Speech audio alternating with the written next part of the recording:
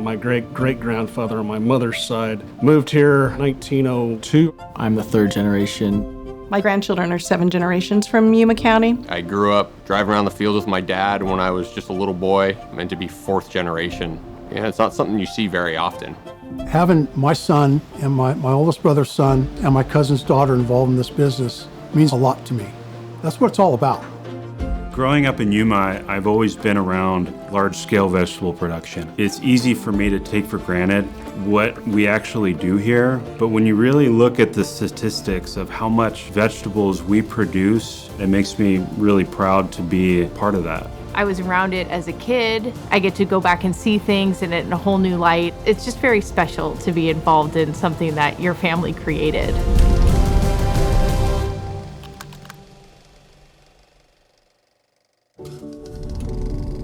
Seeds for the agricultural industry are the most important thing, but also something that people can forget about. You know, you get to the end use product, infrequently do people actually think about how much work goes into getting the seed that you put into the ground in the first place. The person who buys the produce that shows up in that grocery store has a certain image of what they think about when they think about a head of lettuce or what the spinach should look like. And that, strangely enough, gets translated all the way back to the seeds that we choose to plant. The idea that you throw a seed into the ground and it grows into the final crop, that was probably pretty accurate back in the 40s, 50s, 60s. They'd just plant as many as they could plant and thin the crop based on what comes up. The amount of produce and the quality of produce that have been produced in this area has increased dramatically over the last 40 years, and a huge part of that was because of hybrid seeds and hybrid production. Before hybrid vegetable seeds, everything was open pollinated. Hybrid seeds were invented where you have 2 parents that are bred together. They would test that out and then look for the traits that they're looking for. Hybrids allow you for increased yields. Crops need less water. They mature more quickly, better uniformity, disease resistance, and just overall better quality crops. The traditional approach to pesticides, you spray that crop with broad spectrum pesticides that would kill any sort of insect or pest that you have on that crop. Today, when you apply a pesticide to a seed, you protect the area around the seed, and then you'll protect the seed as it starts growing, and that pesticide is present in the living organism. It's a precision application. You imagine what you would spray on a whole field, and you can take a very small portion of that and apply it to the seed. From an environmental perspective, it's a lower exposure method of applying a pesticide to a crop.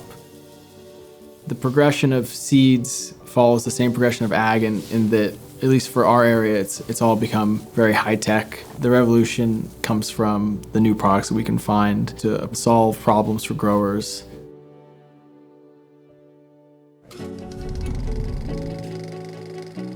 The previous generations that set the area up, they were cut from a different mold. Their vision of what could be, it's just amazing that they could see that when they arrived here. After they put in the canal system, they started building upon that. The water supply was made available to us primarily through federal projects. So we have a social contract. We have to take the water that's being allocated to us, and we have to put it to a very highly efficient and effective use. That's what we've been able to do in Yuma dramatically. The implementation of laser level in the late 70s highly reduced the use of water and increased our yields. My father, back in the early 80s, he introduced sprinklers for germination purposes instead of floodwaters. Iceberg lettuce was one of the major commodities. It's evolved obviously into more packaged salad. With romaine, it went from individual heads to romaine hearts. It's an evolution from commodity-based, take it home, chop it up yourself, to getting it into a bag or some kind of convenience item for the consumer. That necessitates a big change on our part. We started evolving agronomic practices to meet the demands for what the retailers want and the consumers want. We're always looking to produce more with less. Technology can help us become more efficient and effective. There are automated thinners, and now there's a lot of good stuff coming out in automated weeders. And we're cutting down on labor to be able to feed more people with less resources. That's what we work on. The end consumer is going to get The generations of farming knowledge, our forefathers taught us, and we're going to teach the next generation. And then we're going to implement in all this technology. And what that's going to do is allow us to grow a crop with the highest yield, with the lowest inputs.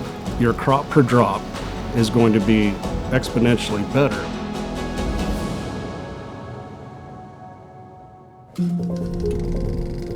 Harvesting touches almost every aspect of the business, whether it is cooling or sales or growing or food safety.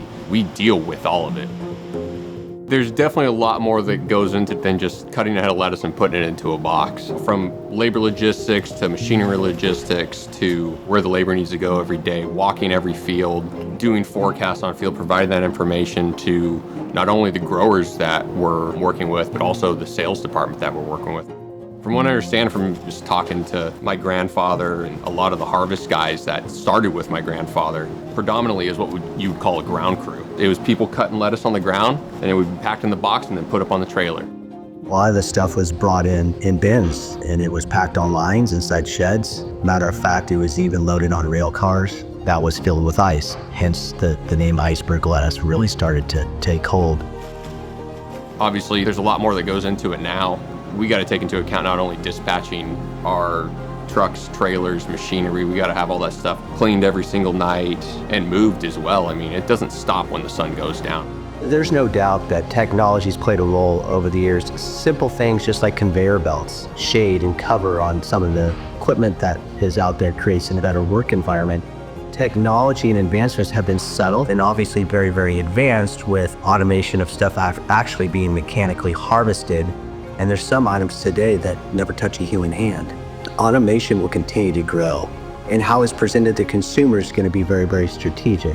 The changing of what the consumer wants has definitely changed how you need to harvest the crop, and that's where the machines come into play. Those efficiencies are built into that machine for you to be able to move productively through the field and pack the crop the way the consumer wants it.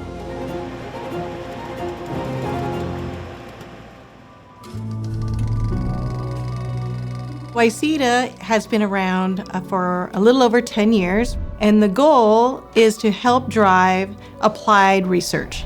Science drives decision-making. Having cutting-edge science that's working on the grand challenges of agriculture helps not only with what's going on today, but helps drive the future. Having Wayzata and the U of A in Yuma allows us to be nimble. It allows us to have our farming ag voice working directly with our researchers.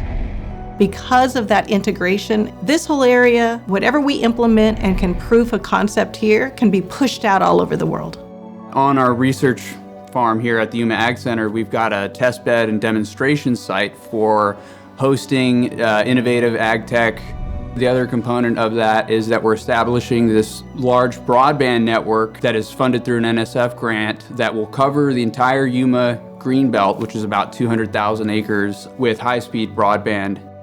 We're building the infrastructure for any farmer anywhere in the valley to use technologies like automated thinners, automated sprayers, drones, image analysis, and that data can be fed into this broadband network and processed in real time in the cloud. And then, boots on the ground, they can make decisions in real time, whether that's getting more crop per drop or getting higher efficiency when it comes to yields.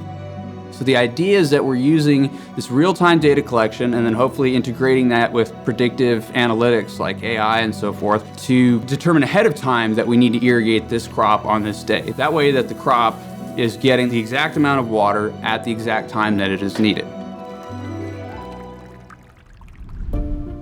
Whiskey's for drinking and water's for fighting over. That's absolutely correct. We have to protect our water supply. As our water supply is threatened, we have to continually look for varieties and better genetics that are going to lessen our reliance on using more water. To be successful into the future, we have to continue to be bold. We have to continue to innovate. A lot of the lessons of our previous generations are still there. The most important skill anybody can have in this industry is the desire to work. If you're not trying to improve, you're actually regressing. Yuma has become the front runner because of what the generations before us did on a day-to-day basis, where they shared their information. They shared what they learned with one big family here. We're here to feed the world, and we're trying to do that as best we can.